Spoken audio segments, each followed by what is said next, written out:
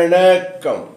நீலமலை தொலைக்காட்சியின் நகர்வெளப் பகுதி செய்திகளை வாசிப்பது மலைகளின் அரசி நீலமலை. உங்கள் அன்பில் நமது நீலமலை தொலைக்காட்சியில் நகர்வெளப் பகுதியில் பல்வேறு செய்திகளை பார்த்திருக்கிறோம். அதிசயத்தக்க செய்திகள், அதிர்ச்சி தரும் செய்திகள், கருணை உள்ளம் தரும் செய்திகள், பரவசமூட்டும் செய்திகள் என்று பலவற்றை பார்த்திருக்கிறோம்.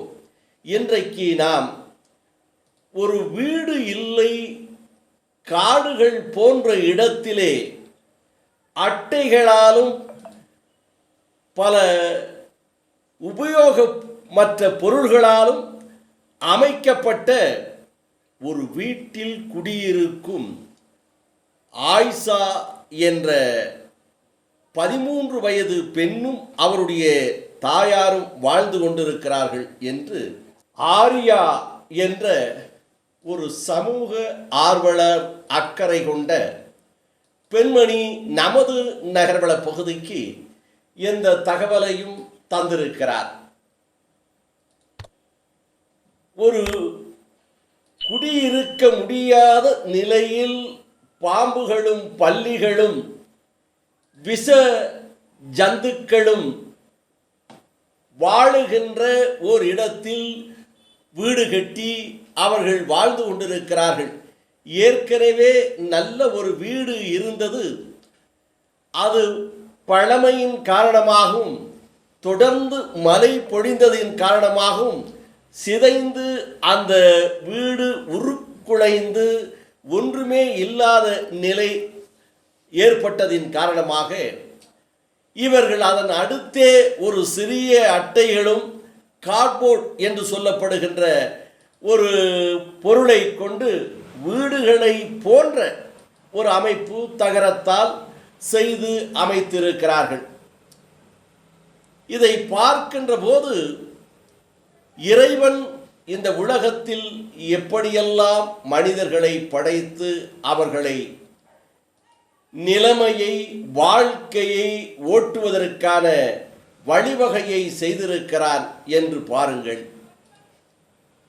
பாறைக்குள் இருக்கும் தேரைக்கும் உணவு தருகின்றவன் இறைவன் என்று சொல்லுவார்கள் முன்னோர்கள். பாறைக்குள் மூடியிருக்கின்ற இடத்தில் தேரை வாழுமாம்.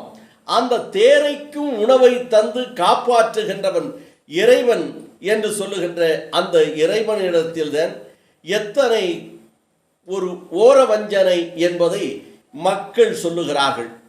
மாட மாளிகை, கோபுரங்கள், அரண்மனை போன்ற வீடுகள், உல்லாசங்கள் என்று வீடுகள் இருக்க, நடுத்தர மக்களும் சுமாரான வீடுகளில் இருக்க, இன்னும் பலர் ரோட்டோரங்களிலே, தெருவோரங்களிலே படுத்து உறங்க, பெண் குழந்தையும் தாயாரும் பெண்களால் இருப்பதால் தெருவோரத்திலே படுத்து உறங்குவது ஆபத்து, அது கூடாது என்பதற்காக காடு என்றுதான் சொல்ல வேண்டும்.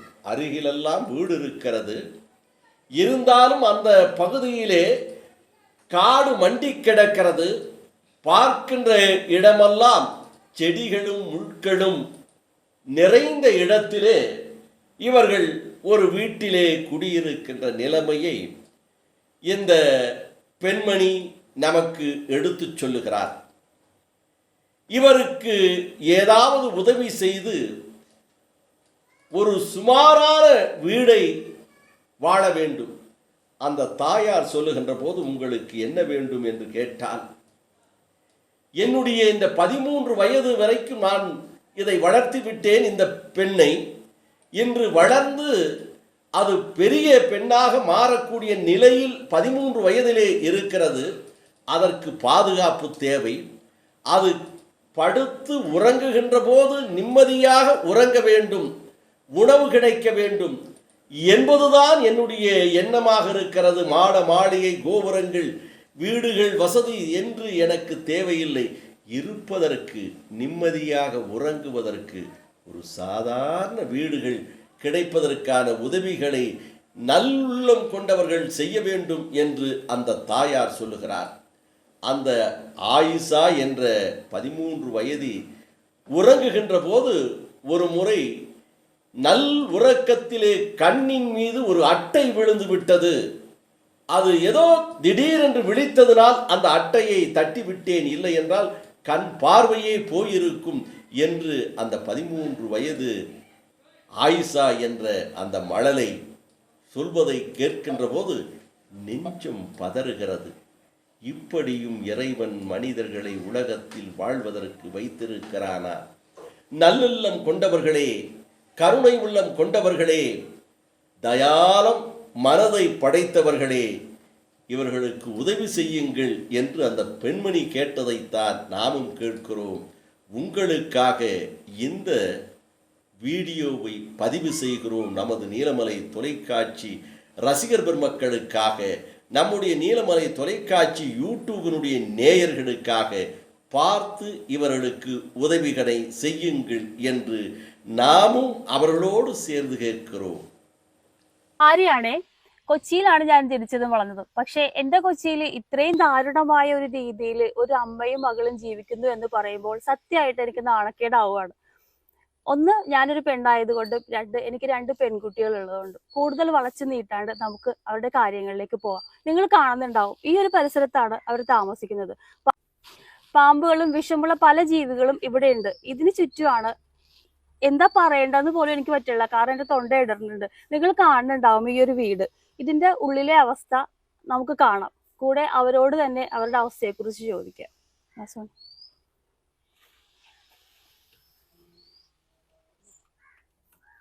നോക്കിയോട്ടാ, ഇതാണ് ഈ ഉമ്മയും മോളും താമസിക്കുന്ന വീട്. ഇതിന്റെ അകത്തെ അവസ്ഥ എന്താണെന്ന് നമുക്ക് നോക്കാം.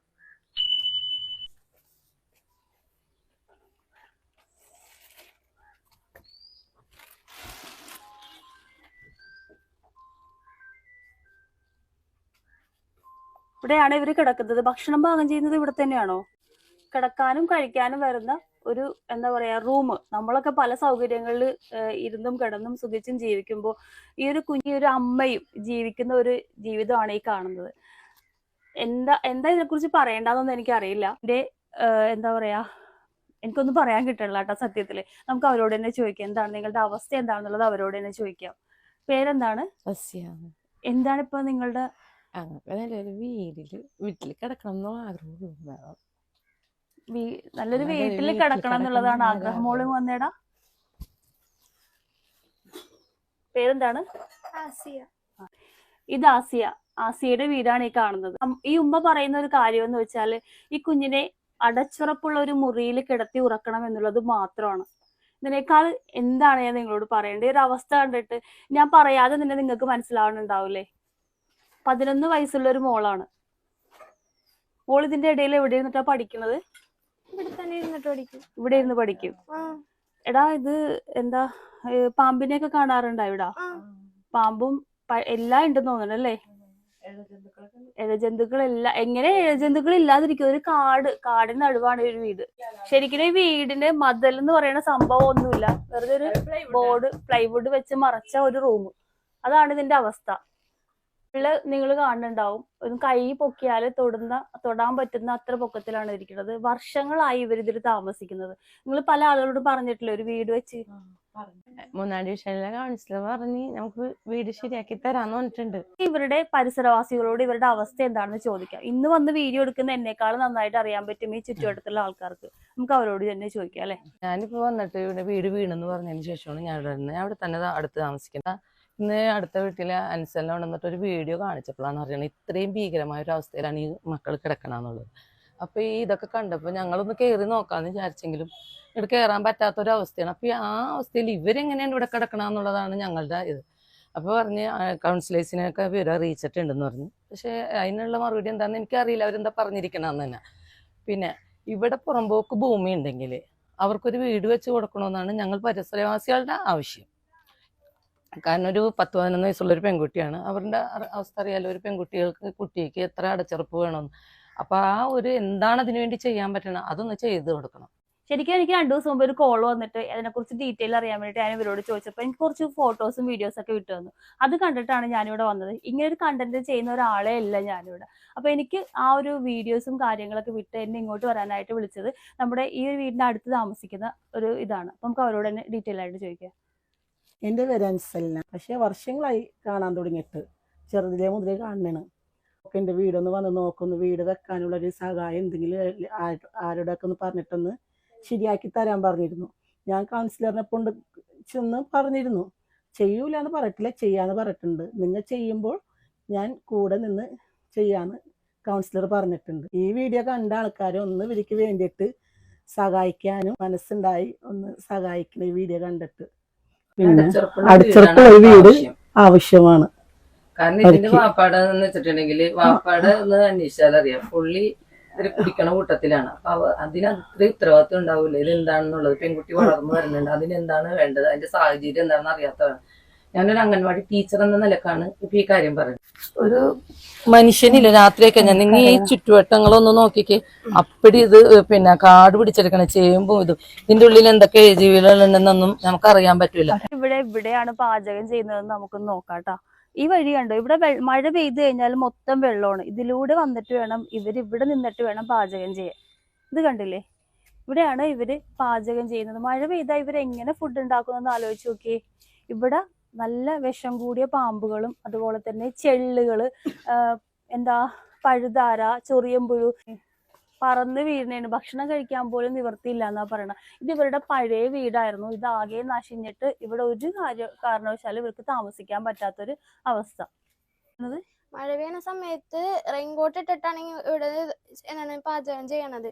ചില സമയത്ത് കുറച്ച് കൂടുതൽ മഴ പെയ്യുമ്പോൾ മാത്രമാണ് അവിടുന്ന് ചെയ്യണത്. ചില സമയം ഗ്യാസൊക്കെ ഇല്ലെങ്കിൽ മഴ പെയ്യുമ്പോ ഇവിടുന്നൊക്കെ ചോറ് ഉണ്ടാക്കാൻ ഭയങ്കര ബുദ്ധിമുട്ടൊക്കെയാണ്. അവിടുന്ന് ഈ കുറെ ഇതുപോലെയൊക്കെ പൊളിഞ്ഞെടുക്കണ കാരണം മേളിൽ നിന്ന് വല്ലതൊക്കെ വീഴാൻ ഇതുണ്ട്. അവിടെ അതുപോലെ തന്നെയാണ്. ഭയങ്കര ബുദ്ധിമുട്ടാണ് ഇവിടെ. കഴിഞ്ഞ ദിവസം എന്തോ കണ്ണിലെന്തോ പറ്റി, അട്ട വീണിട്ടുണ്ടായിരുന്നു കണ്ണിലോ. എന്നിട്ട് ഇവിടെ അത് പെട്ടെന്ന് വീണപ്പോ ഉറക്കത്തിലായിരുന്നു. പെട്ടെന്ന് മനസ്സിലായി തന്നെ പെട്ടെന്ന് തട്ടിക്കളഞ്ഞ് ഒട്ടിച്ച് ചെക്കണേണ്. അല്ലെങ്കിൽ പൊടിയെല്ലാം വീഴും. തിന്നാന് ഇങ്ങനെ കഴിക്കുമ്പോ തന്നെ വല്ലതൊക്കെ വീഴും. അതാണ് എല്ലാം മൂടി വെക്കാൻ പറ്റുള്ളൂ. കുട്ടിക്ക് ഏറ്റവും കൂടുതൽ വേണ്ടത് ഒരു അടച്ചുറപ്പുള്ള സ്ഥലത്തുനിന്ന് ബാത്റൂമിൽ പോകാന്നുള്ളതാണ്. അത് ഞാൻ പറയാണ്ട് തന്നെ നിങ്ങൾക്ക് അറിയാലോ. ഇവരുടെ അവസ്ഥ കണ്ടിട്ടുണ്ടോ? ഇവരുടെ ബാത്റൂമാണ് ഈ കാണുന്നത്.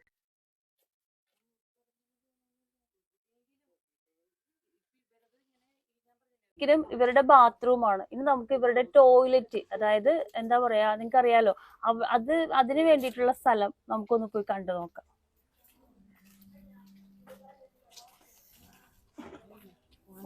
മഴ വന്നു കഴിഞ്ഞാല് ഇവരെങ്ങനെയാണ് ഈ വഴി കൂടെ പോണതെന്നും കൂടെ ഒന്ന് ആലോചിക്കണം കേട്ടാ. ഞാൻ നല്ല പേടിച്ചിട്ടാണ് ഇങ്ങനെ പോണത്.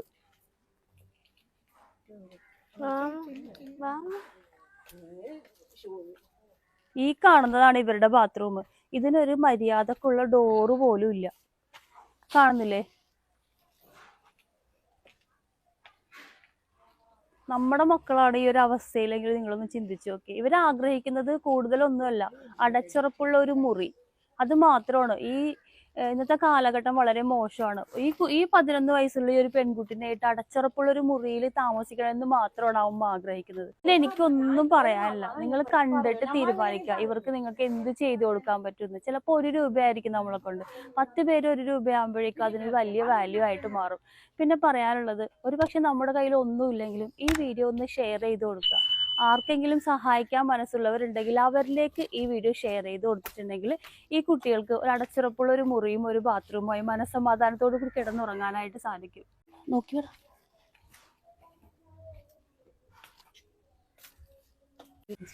എന്റെ മോൾക്ക് അടച്ചുറപ്പോടുകൂടി കിടക്കാൻ, പേടിച്ച് കിടക്കാതിരിക്കാൻ ഒരു കാര്യം വേറൊന്നുമില്ല. എന്റെ മോൾ മാനം പോയത്.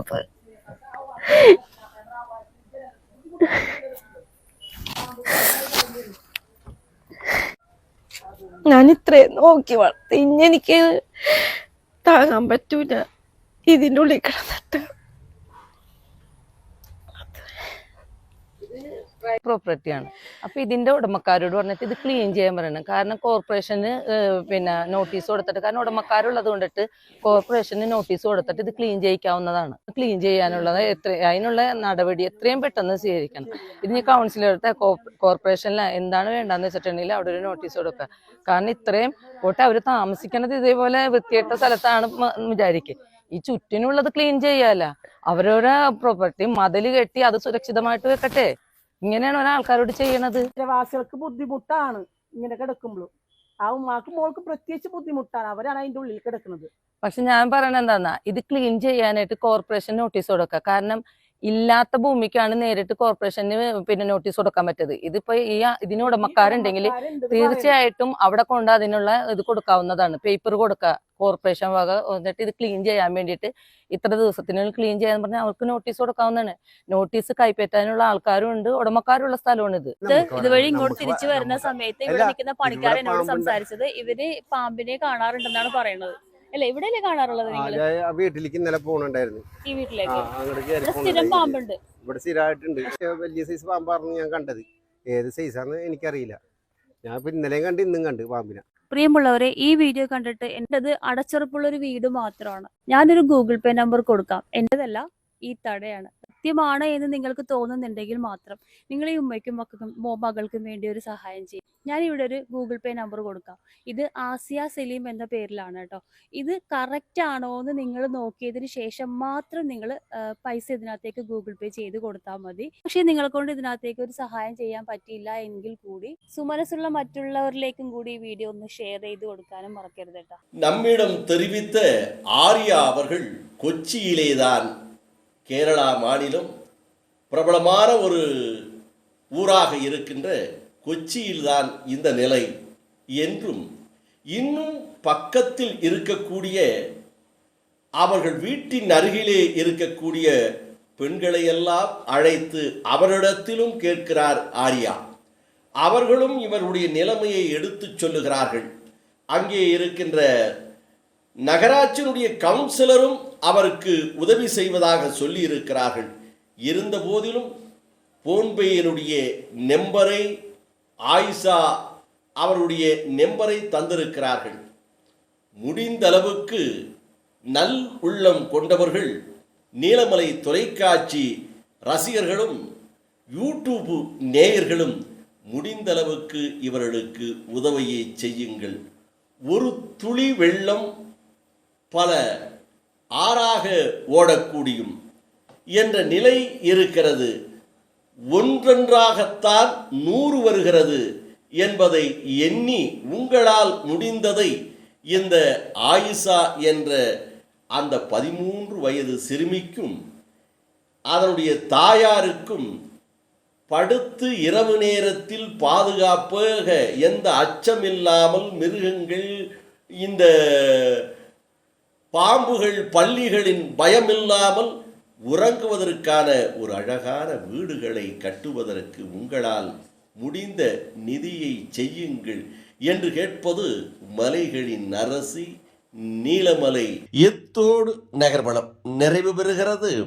இதுபோன்ற செய்திகளை உங்கள் நீலமலை தொலைக்காட்சியிலும் நீலமலை தொலைக்காட்சி யூடியூபிலும் காண நீங்கள் யூடியூபில் சென்று என்எம் டிவி சப்ஸ்கிரைப் செய்து பெல் பட்டனை அமர்த்தி அங்கத்தினராக மாறுவதோடு இதுபோன்ற செய்திகளினுடைய கருத்துக்களையும் யூடியூபில் பதிவிட்டு எங்களை உற்சாகப்படுத்துங்கள் என்று கேட்பது உங்கள் நீலமலை என்று உங்களிடம் கேட்டு வணக்கம் கூறி விடை பெறுவது என்றென்றும் உங்கள் நீலமலை. அன்பில்